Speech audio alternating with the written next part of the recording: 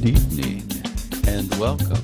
It is time once again for CU Immigration here on WRFU LP Urbana 104.5 FM. I will be your host for this evening. My name is Mr. Garza, and I am here to let you know that WRFU is an open forum for the Urbana-Champaign community. Views expressed are those of the speakers and are not intended to represent WRFU, UCIMC, or the Urbana Socialist Forum, or, as we like to say on the CU Immigration Show, UPTV, because we are also on television. Say hello to the TV audience. Hello. I can't read, talk in the microphone, and look at the camera at the same time, so you'll have to get used to me sort of looking off sort of generally in the distance. But anyway, welcome.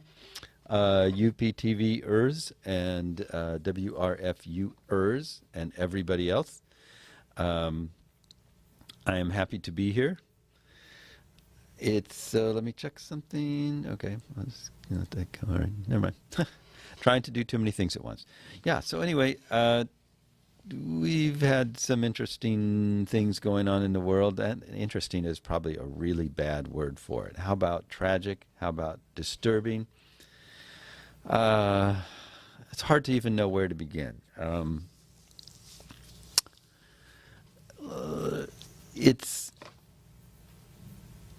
There's just so much going on and so little going on, if that makes any sense. In the sense that there are people moving. There are desperate people moving all over the place. Things are happening in terms of people going places and doing things, but there's not so much going on in the sense of politicians, governments reacting to it, dealing with it, figuring anything out, making anything happen. It's really frustrating. So I don't know. I don't even know where to begin. For example, okay, I'll just start sort of randomly. This is from The Guardian, entitled "Refugee Boat Sinking. Dozens, including children, drown off Greek island." Capsizing of overcrowded boat and high winds off the Aegean island of Pharmakonisi,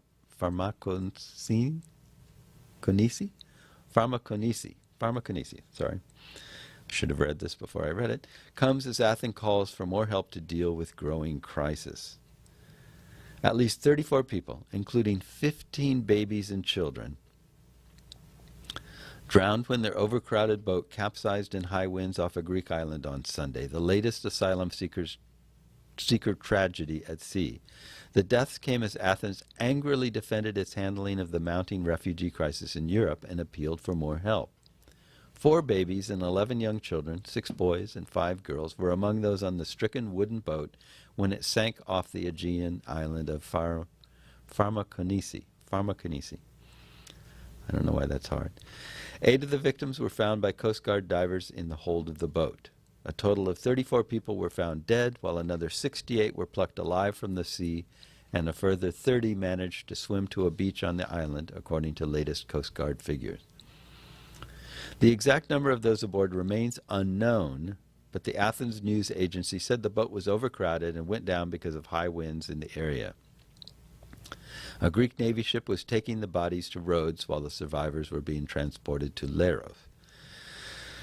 The Coast Guard was also still searching on Sunday for 4 children missing after another boat capsized on Saturday off Samos, a Greek island just off the Turkish coast.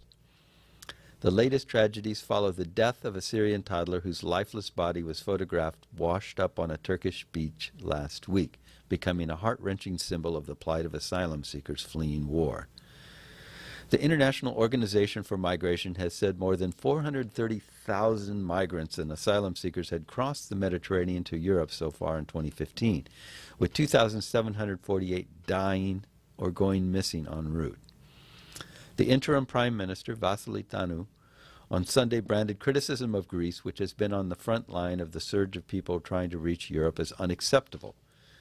Quote, "Greece is strictly applying European and international treaties without ignoring the humanity of the situation," she said on a visit to Lesbos, an island which had been struggling with the massive influx.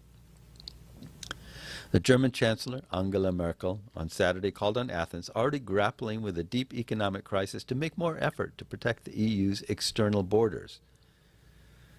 Quote, we have a second external border that's between Greece and Turkey where we need protection, and this protection is at the moment not being guaranteed, she said.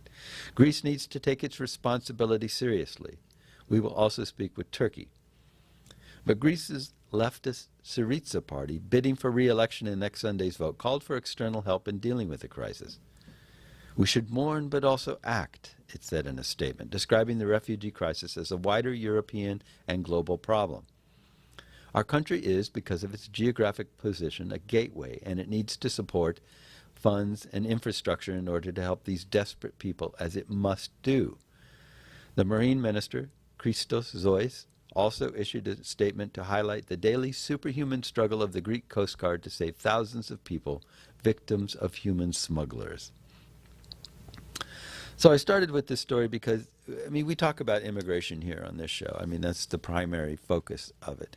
But really, refugees and immigrants differ only in a couple of ways. Immigration is like very slow motion refugee situation. Immigrants don't generally, and in order to talk about this, I have to generalize a lot. So pardon me for doing that on this show so much. I talk about immigrants as if they're a single group. I talk about immigration as if it's a single process. I know it's not. It's more than that. It's much, much more than that. And ideally, we would be able to discuss these issues in depth, but we only have an hour once a week, and there's so many different things going on, and there's so much to be talked about that it's difficult to speak about this in any kind of critical way that really defines the different issues. So I do beg your forgiveness for not really having the depth or the focus on the specifics that I would like to have, but bear with me. We're trying to improve that to a certain extent. I'm trying to improve that to a certain extent. Hopefully, as I can inspire more guests to show up and join us here, we can get at some of those specific issues, some of the more detailed differences between the different types of people doing the things that they're doing. But in the meantime, I'm just going to speak about this in sort of a general way because it's, sorry, oh, wow, hey. Part of the reason this sounded strange is because my headphones weren't plugged in all the way, and I was not hearing myself. Okay, anyway, my point is that I will try to get better at differentiating between the different aspects. But for now, I'm going to continue to kind of gloss over, punch the microphone, and gloss over a lot of these differences and lump things together in sort of general ways. And I know that isn't correct, but it kind of gets at the larger issue, because we don't have a lot of this thing in our face here in central Illinois. There's a lot of immigration going on here, as we've discussed at various times, and there are refugees coming here, as we've discussed. But it is slow, it is under the radar, it happens quietly, and we don't have to deal with it like they're dealing with it in Greece here. And so we don't see these things up close. And so it's a lot easier for us to not really pay that much attention. And a lot of the people I speak to around here really aren't paying that much attention to this stuff, and they don't really know what all's going on. So that's why I feel it's okay-ish, not okay, but okay-ish, for me to just sort of generalize about a lot of these things here on this show, because we're sort of speaking to an audience that, for the most part, isn't really as tuned into the subject as they might be. And if we got right down into the weeds and were really specific about things, I think a lot of people would just be like, I don't really understand what they're talking about, and they would tune out. So maybe I'm just rationalizing here, but that's my excuse for my overgeneralization. But what I had started to say was that immigration really, for the most part, people go to other countries and start over again in a new place like that, because there's something there that they see that's better than what they're leaving behind. I mean, enough better that they're willing to pick up stakes, leave behind family, friends, familiar scenes and places, and go someplace entirely new without any really clear sense of what's going to happen to them once they get there. So, I mean, this is not, don't compare your trip to Europe on a vacation with someone immigrating across the ocean like that. It's not the same thing at all. In the one, you have a place to come home to. You're just going to see the sights. You've taken plenty of money, hopefully, with you, and you know you're going to be okay while you're there. It's a temporary thing, and you'll be going home, and then you'll have lots of stories and pictures to show your friends. The other is a picking up of everything you have. I mean, remember the last time you moved somewhere, and imagine that not just across town to another state, but into an entirely new country where you didn't have any guarantee of much of anything. You're just going there to see what's going to happen to you. So that's why I'm comparing the two things, because I think in many cases, immigration is similar, is a slow motion form of refugee fleeing an intolerable situation. Refugees are obviously driven by necessity. They don't have a choice. They're just, I've got to get out of here. I will die if I stay here. My family will die. Something terrible will happen. I've lost every possibility of supporting myself, of living here, whatever the thing is, and I've got to go somewhere else. So I've got to try to get to the best place I can from here. And as I found out I should really look this up, on PBS, they were talking about the refugee situation. And it was really an interesting show, because they were also talking about how some people are using immigration crisis, migrant crisis, instead of refugee crisis, and how that difference in terminology made people think about this in a different way. But anyway, they were saying that by far, I mean, the statistic here, what did we see earlier in this article? No, this is just talking about, I thought there was an overall number. The International Organization for Migration has said more than 430,000 migrants and asylum seekers had crossed the Mediterranean to Europe so far in 2015. Okay, now that's combining a bunch of different people together. It's a pretty confusing number, because we're not talking about refugees only here. But what this story was talking about, this other story that I am referring to, was talking about how most of the Syrian refugees have just gone, like, right over the border. They're in Turkey. They're in Lebanon. They haven't tried to make it to Europe. Only a very small portion of the Syrian refugees are trying to make it to Europe for whatever reason. They're just trying to get as far away from all of this as they can, or get to some place where they feel some sense that they can rebuild their life. They're not going to be stuck in a refugee camp. They're not going to be just sitting there camping out and eating handouts and just trying to wait it out. They're going to go somewhere where they can get a job, find a home, build some sort of life. So I think these are people, the ones going into Europe are people who are pretty much fed up. They may want to go back someday, but they're like seeing this as a long-term thing. They're saying, okay, this is not going to resolve itself in a month or a year. It's going to be years before I can go back home. So in the meantime, I want to go someplace that I feel is safe, where I feel I can, lead a reasonable kind of life. And so they're heading to Europe, which it makes sense. And so they're not that, I guess my point being is that they're not terribly different from immigrants in terms of what they're trying to do, which is get to some place where they feel they can get a better life and find a job and a place to live and be safe. That's what a lot of immigrants are doing. So obviously there are degrees of everything. There are different, there are people who are more desperate, people who are less desperate, people who have more means, less means, a clearer plan versus just running and landing wherever they can go. The people on these little boats, I think, in general, are the people who are running desperately, and they're willing to take this kind of chance, which is a horrendous chance. I mean, imagine being overpacked into a little boat and trying to cross in these rough waters and not know if you're going to drown or you're going to get there. I mean, that's just terrible.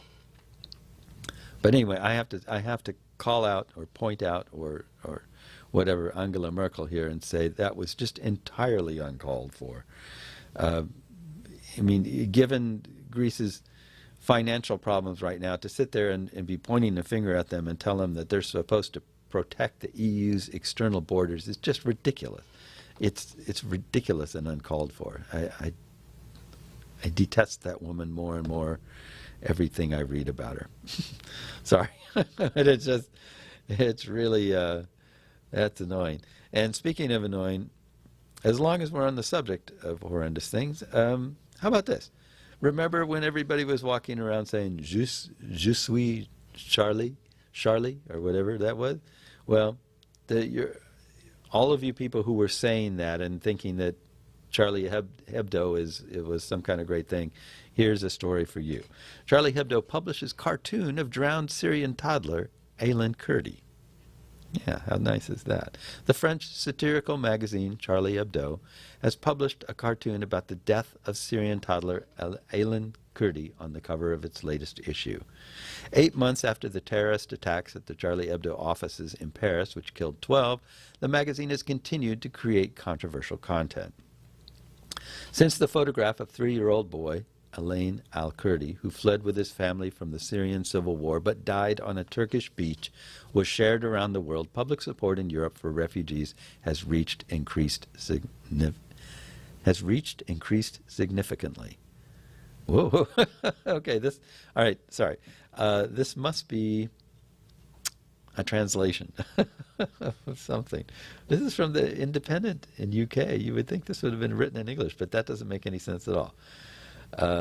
Public support in Europe for refugees has increased significantly. How about, let's just remove reached. Public support in Europe for refugees has increased significantly. Okay, Charlie Hebdo used 2 cartoons, both including drawings of Aylan's death. The print accompanying the image reads, "Welcome to Migrants." A sign on the beach with a children's clown character says, "Promo, 2 kids menus for the price of 1. A second cartoon depicts what appears to be Jesus next to the drowned boy with the caption, "Proof that Europe is Christian. Christians walk on water. Muslim children sink." Yeah, the cartoons have attracted a lot of criticism online from those who view the use of Aylan's death for satirical purposes as offensive. Others have said the magazine is merely the West's handling of the refugee crisis. The images were drawn by artist Laurent Ries-Soriusu. The political cartoonist has had to be chaperoned at all times by armed plainclothes police since the attack on Charlie Hebdo headquarters. Ries survived the shooting despite being hit in the shoulder and has since become the acting editor of the magazine. Majid Nawaz, founder of the think tank Quilliam, defended the magazine's cartoon. Taste is always in the eye of the beholder, but these cartoons are a damning indictment on our anti-refugee sentiment, he wrote on Facebook. The McDonald's image is a searing critique of heartless European consumerism in the face of one of the worst human tragedies of our times. The image about Christians walking on water while Muslims drown is so obviously critiquing hypocritical European Christian love. Fellow Muslims, not everything and everyone are against us every time, but if we keep assuming they are by reacting like this, they will surely become so. So it's pretty...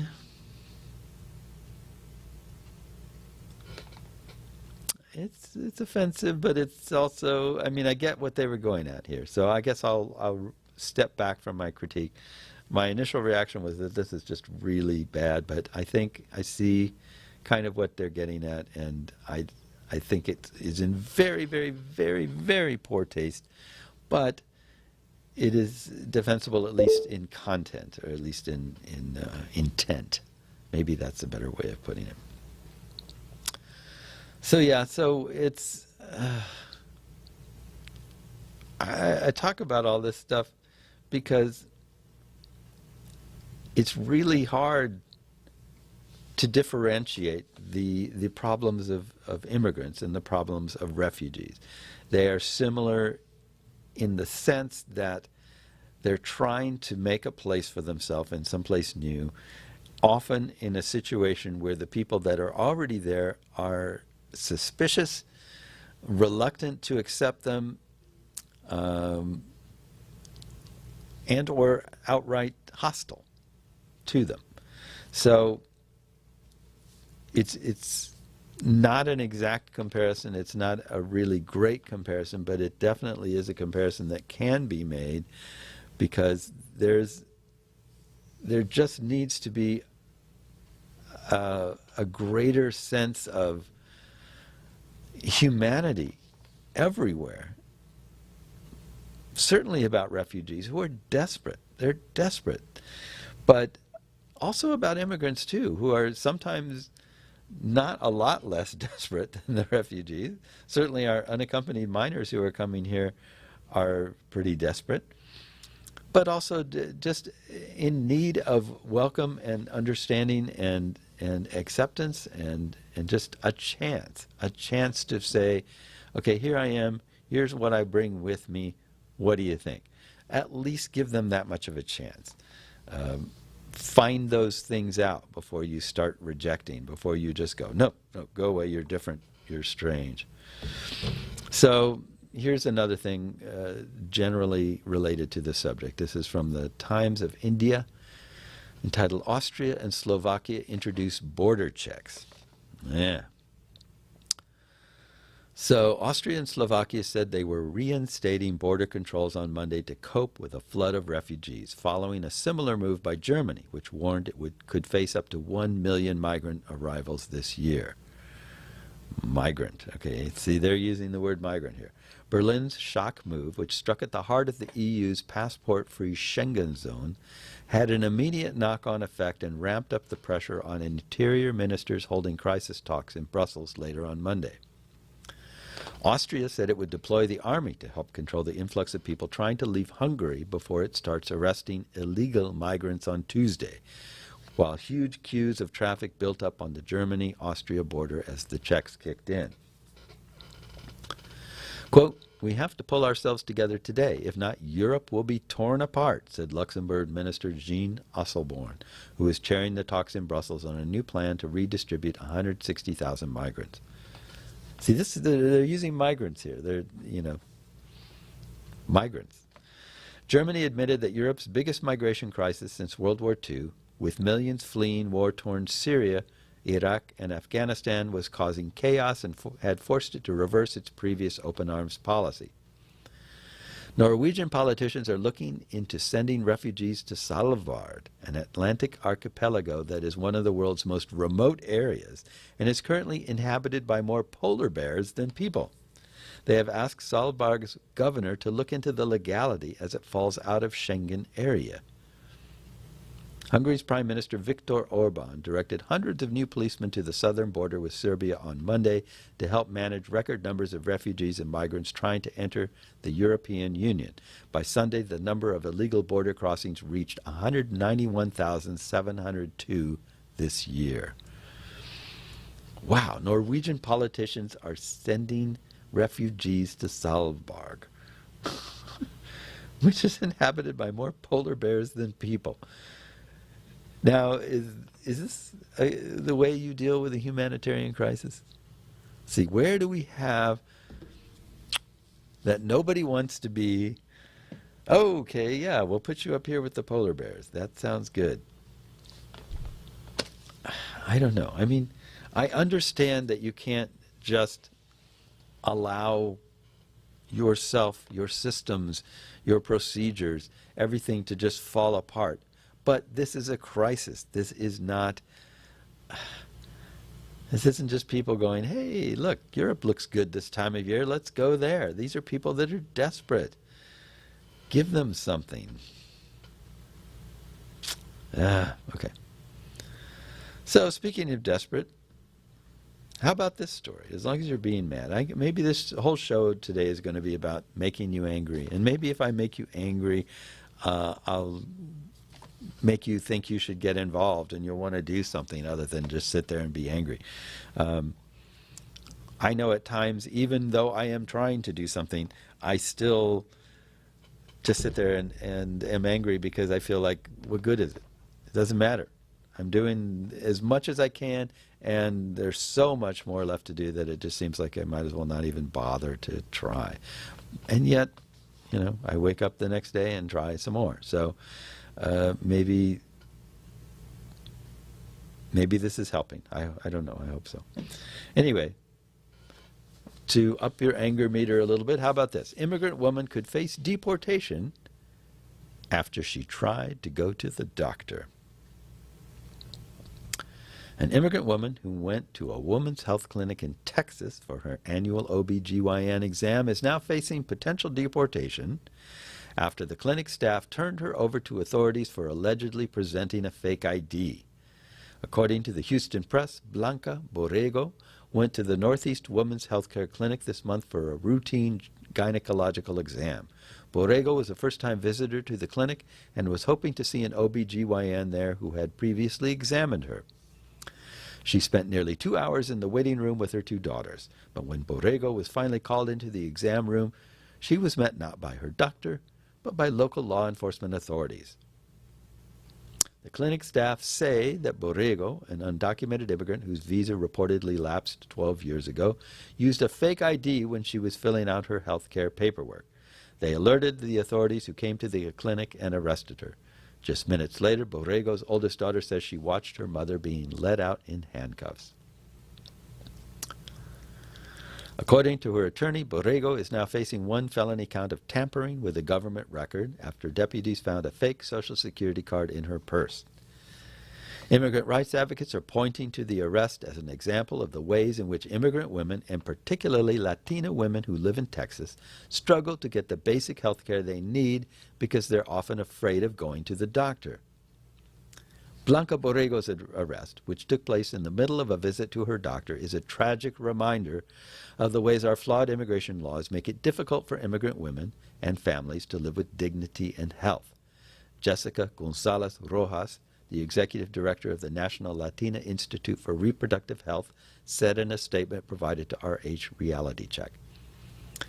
As GOP lawmakers in Texas have decimated the state's family planning network, slashing state funds to Planned Parenthood and forcing health clinics to close, more Texas women now say they face barriers getting the reproductive health care they need. The situation has become particularly dire for vulnerable immigrant communities. Now that fewer clinics remain open, for instance, women are being forced to travel longer distances to get to the nearest doctor, which forces some of them to pass through internal border checkpoints, where they could be detained by immigration officials. Rather than risking it, some immigrant women are simply foregoing their appointments altogether, even after potential warning signs of trouble, like receiving abnormal Pap results or feeling lumps in their breasts. Missing out on these health services can have dire consequences for women of color in Texas. Latinas have the highest rate of cervical cancer for any ethnic group in the United States. And thanks to the cultural gaps that prevent many immigrant women from feeling comfortable talking about their sexual health with doctors they don't know very well, they also struggle with high rates of sexually transmitted infections.